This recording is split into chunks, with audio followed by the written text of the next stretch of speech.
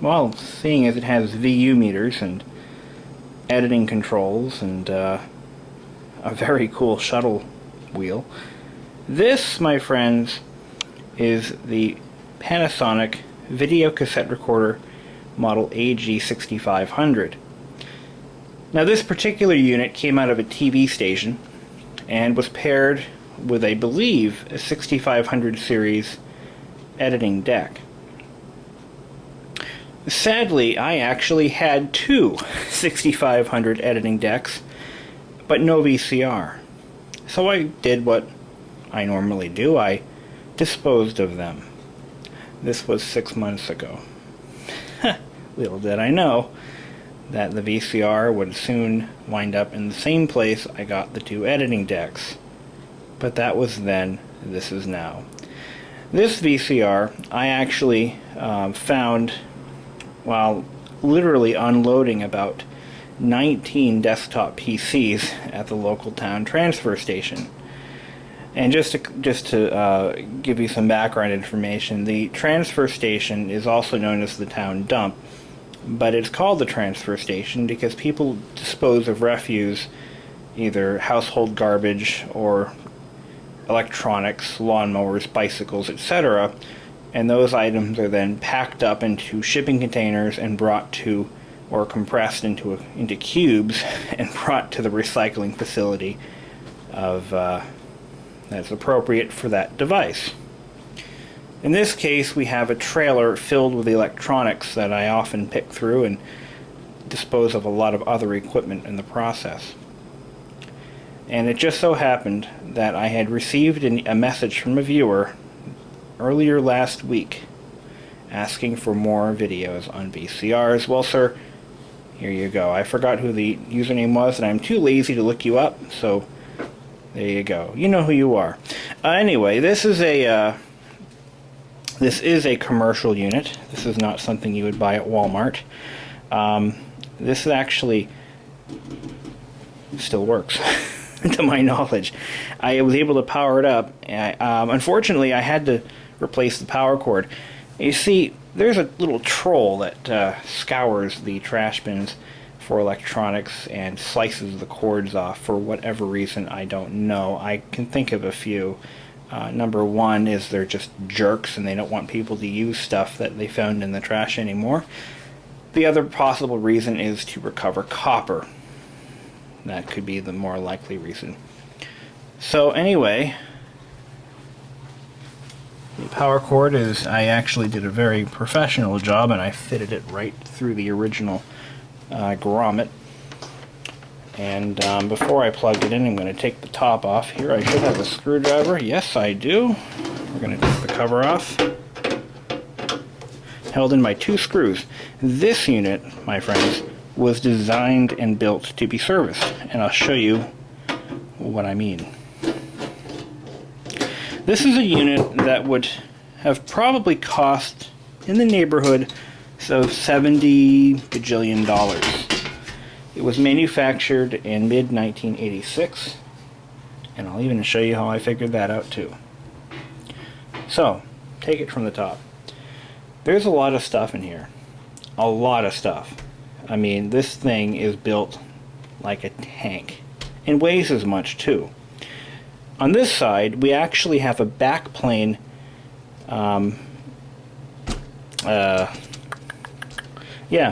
This is where the backplane slots are for the motherboard.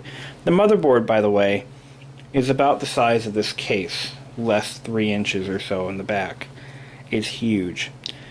And it has several replaceable cards here, or that could be upgraded or added to. I'm going to put the light on so you can see a little more in there.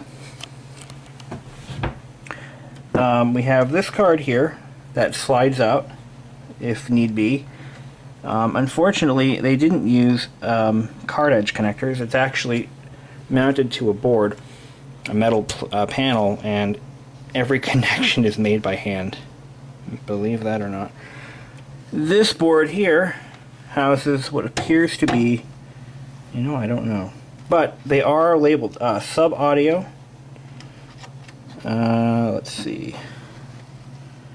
I'm reading them as I go along here. The nice thing about Panasonic VCRs, even the consumer models from this time period, is each circuit section is actually labeled. On the other side, I'm not going to take the bottom panel off, but there's a whole section labeled servo control. And that controls all the servos, right? Power supply is back here. And the connection blocks are also in the back. This board here, let's see if it tells us what it is. I'm sure it does. It's somewhere. Probably in the bottom where I can't see it. It does not have a tuner. I should mention that. There is no tuner in this, so this could not be hooked up to my television set. The only way to hook this up is either to it's designed to be hooked up to an editing deck, but it has several BNC connections for video, and the audio is just regular RCA jacks. Okay. It has a few cool features too. So, making this a repairable, serviceable unit, you look at the these little contacts on the head. It actually has brushes here, and if I'm not mistaken, those are the exact same type of contacts that most VCRs have at the bottom, and actually inside the lower drum. And what they do is they transmit audio and video information from the head to the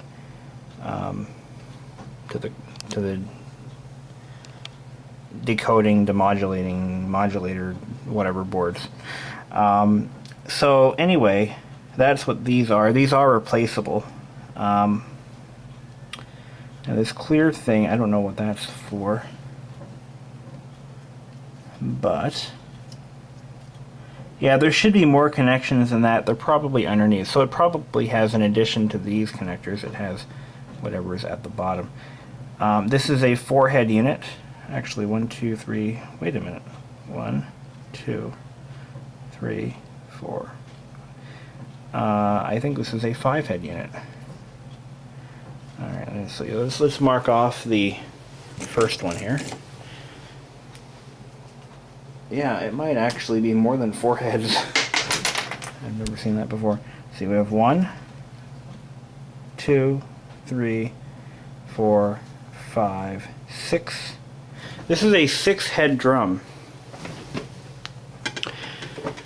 That's cool. But having more heads allows you much better freeze frame technology. That's really cool. I didn't know it had 6 heads. I didn't even know they made a 6-head VCR until now. So you learn something new every day. So, what do we have here? This is a typical die-cast deck, which is also used in the Omnivision. But this is a totally different deck. This is not something you'll ever find in a consumer-grade unit. It has way more parts and way more complexity. In 1986, VCRs were not this complicated. Only editing decks were, and high-end units. I still haven't really figured out the audio situation. I believe it's a stereo unit. I don't see why it wouldn't be. But I don't see audio out left and right or in left and right, so that I haven't quite figured out. It has 2-channel audio, so maybe that's it, audio left and right. That could be. I've heard of some 3-channel decks, like the ones they use over at Chuck E. Cheese to control the animatronic. Some of you may remember this, but they had these animatronic animals that would play music and sing songs and everything, and they dance around. But they were controlled by I believe it was a 3-channel VCR. I actually know the guy who used to service those. So, a lot to go over here. Look at the size of that transformer. Here are the splices I had to make when the jackasses cut the original power cord from the back. Instead of resoldering to the board, I just spliced them onto the existing leads. I mean, after all, I don't know what's going to happen to this VCR, but I'm probably not going to use it. Does anyone really care about this movie anymore? I didn't think so. So we're going to use this as our test tape. Really? Titanic on VHS? Is he that much of a loser? Yes, he is. So, here we go. Let's plug her in. Let her fly. Oh, need to mention this.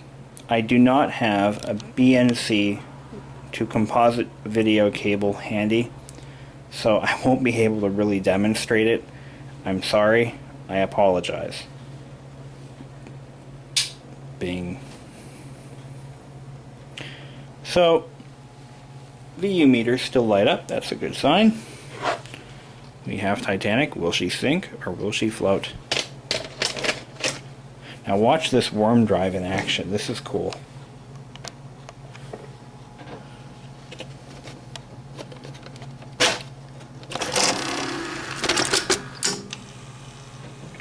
What are those lights for, you say?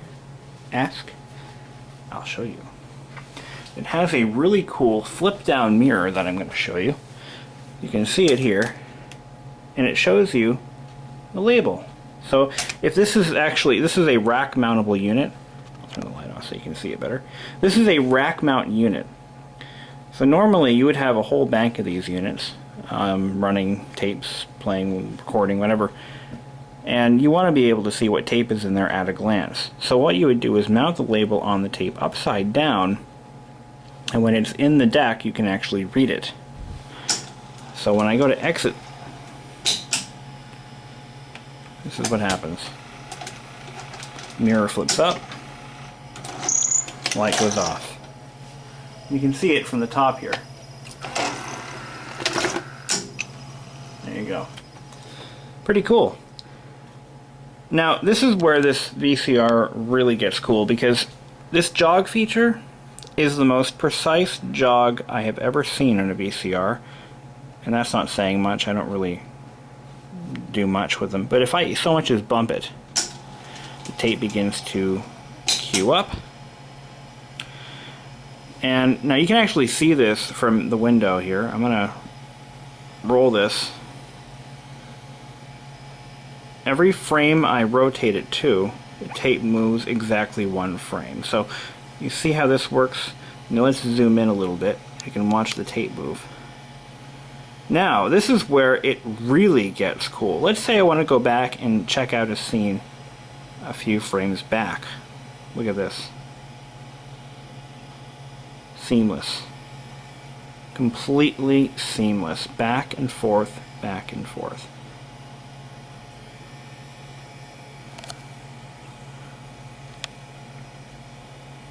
And then this light blinks to let you know it's paused when I let go of that. Now this is the jog or shuttle control. This turns it off. Oh, I just found that. That's pretty cool.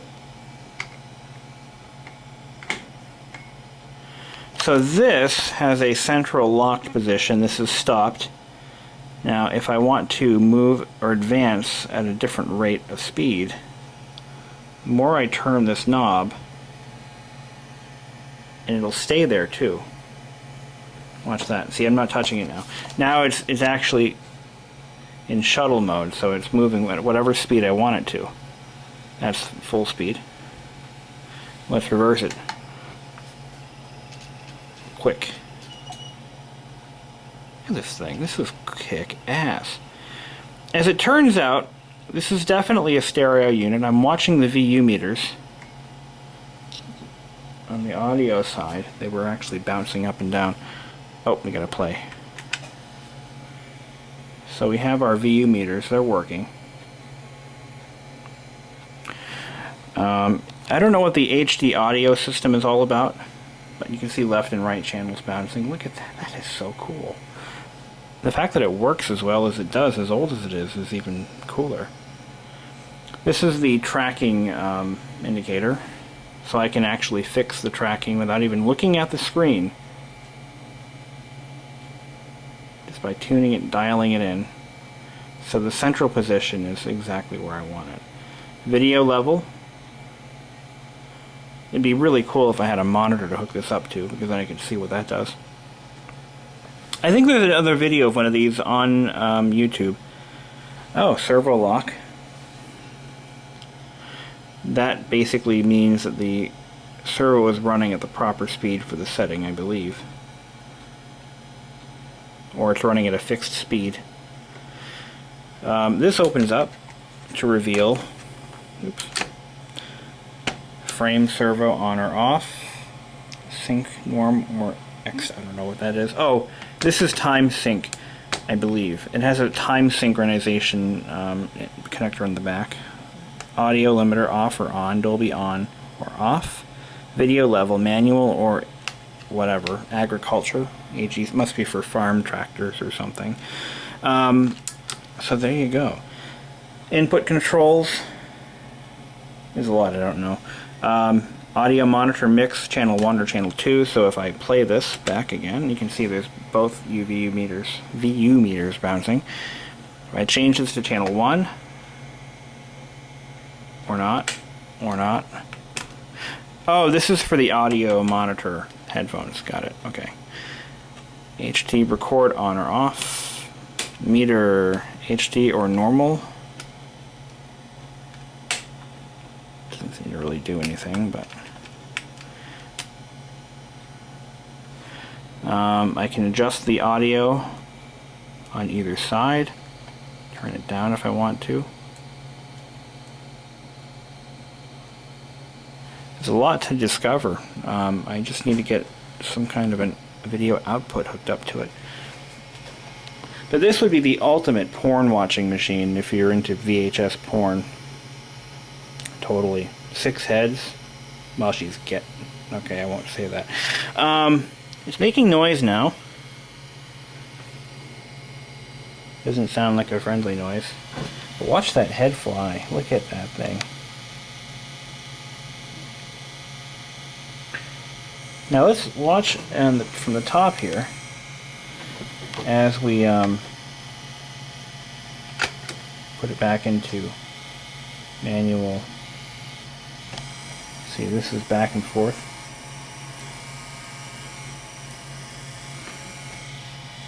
And the head handles it just fine. In order for a VHS player to be able to do this, the head motor, or the lower drum, has to be absolutely indestructible. It has to be durable. Is that from this unit?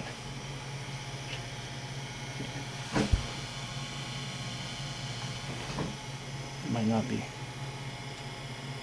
Huh. There's a squealing sound, but it could be coming from outside.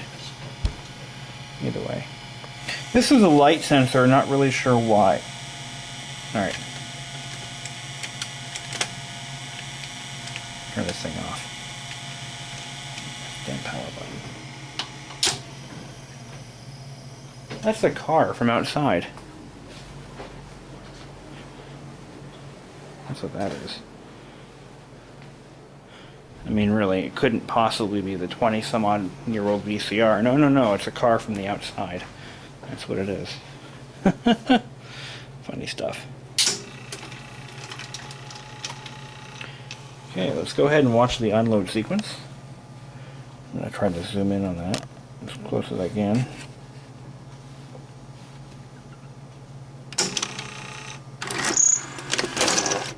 Not bad.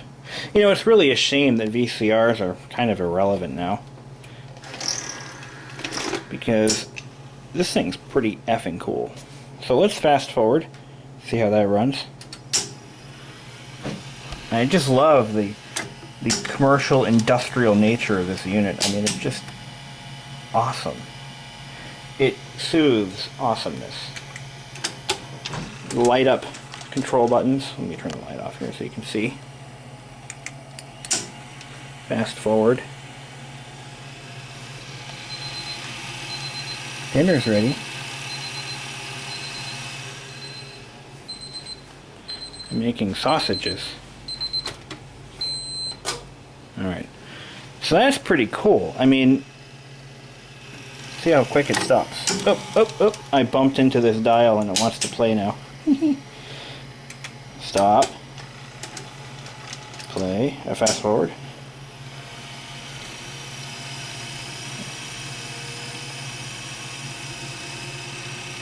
So there's no timer record, no tuner. This is just a business only player, recorder.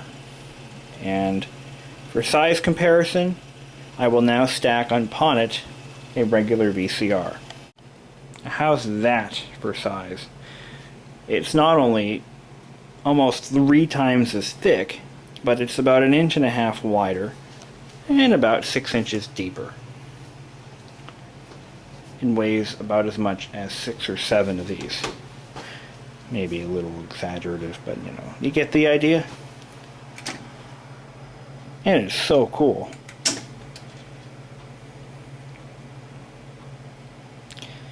Well, hey, I have nothing else to show you. I have shown you everything. I do not have any other information on this unit. In fact, I have no information on it, and I may be in the process of either parting it out or selling it. I hate to see it get thrown back into the trash bin of which it came from, so I will probably list it on eBay for a paltry sum. I'm sure somebody will want it. I hope. But that's it for now. Enjoy.